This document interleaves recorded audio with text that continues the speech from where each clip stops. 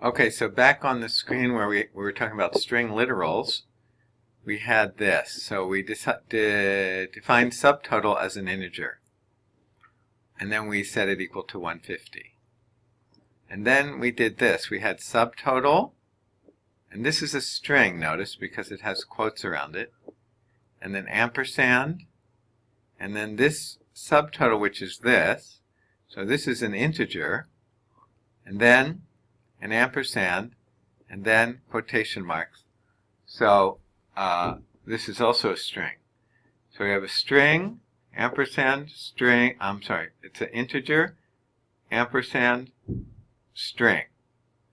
But what happens is Visual Basic or VB.NET will, because you put ampersand here and here, it says, oh, I'm going to convert, because ampersand is expecting a string on both sides of it. So if it gets a number, it's going to convert it to a string. So this is a number, but it's going to convert it to a string.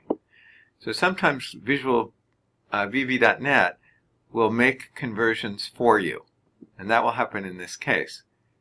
Ampersand is expecting strings on both sides of the ampersand, and since this is not a string but rather an integer, but it will convert it to a string. So he says here, we're talking about converting, or type conversions, converting from, say, a string to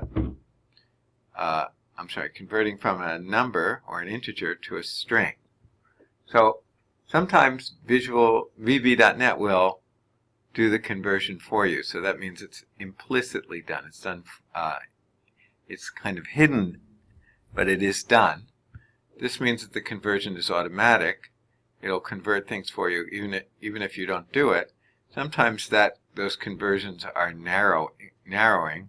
For example, if for some reason Visual Basic was converting this to an integer, you'll lose information because it'll just make it 5. So you won't have all those extra decimal point places. Okay, other times you can do the conversion, and we saw this function before. And we said that it means it says to convert it to an integer. So whatever x is will be converted to an integer. And an explicit conversion is also called a cast. So casting it as an integer. So it starts out as maybe a double or some decimal number, and then we convert it or cast it as an integer. Okay? Many casts are done using defined functions like this. We saw this one. So this converts x to an integer. This one will convert x to a double. This one will convert x to a date. This one will convert x to a string.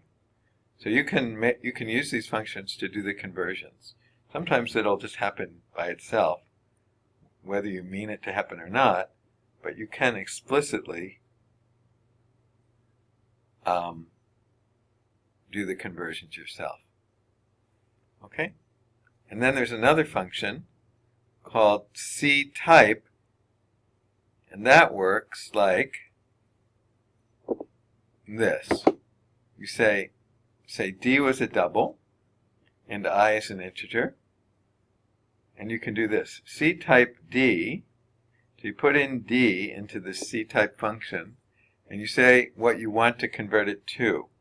So actually d was originally a double, but you say, I want to do to d, I want to convert it to an integer. So that's how ctype works. So you put in the object that you want to convert and the type you want to convert it to. Okay? So ctype xy operates on two arguments, has x and y as the arguments, d an integer in this case. Converts variable x to data type y. So it converts d to integer, for example, and returns the result. So it returns the result, means the output of this function will be, in this case, an integer, and we're going to assign that to some other variable called I.